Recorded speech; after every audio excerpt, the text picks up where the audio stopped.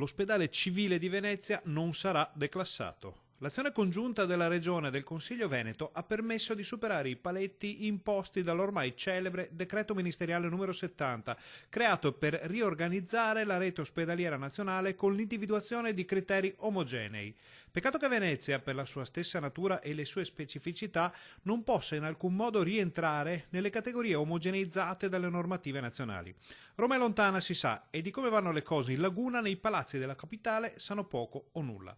Ecco quindi il via libera arrivato ieri da parte del Consiglio Veneto alla legge proposta da Palazzo Balbi che permette di superare i vincoli imposti dalle leggi nazionali alla classificazione degli ospedali.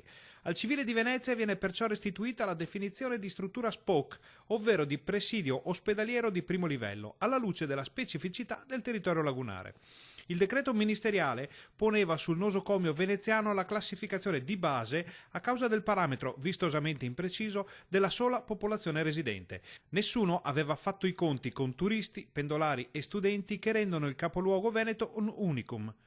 L'assessore alla sanità Manuela Lanzarin sottolinea come la soluzione sia dal punto di vista della Giunta Veneta assolutamente inoppugnabile sul piano giuridico. La Regione oggi fa questa integrazione al piano sanitario dove prevede che appunto il civile venga classificato come ospedale di primo livello. Idem con un piccolo distinguo per l'ospedale di Chioggia. Per Chioggia era già previsto nel piano sociosanitario che Chioggia a tutti gli effetti diventa uno SPOC nel periodo turistico, di conseguenza non serviva alcuna modifica.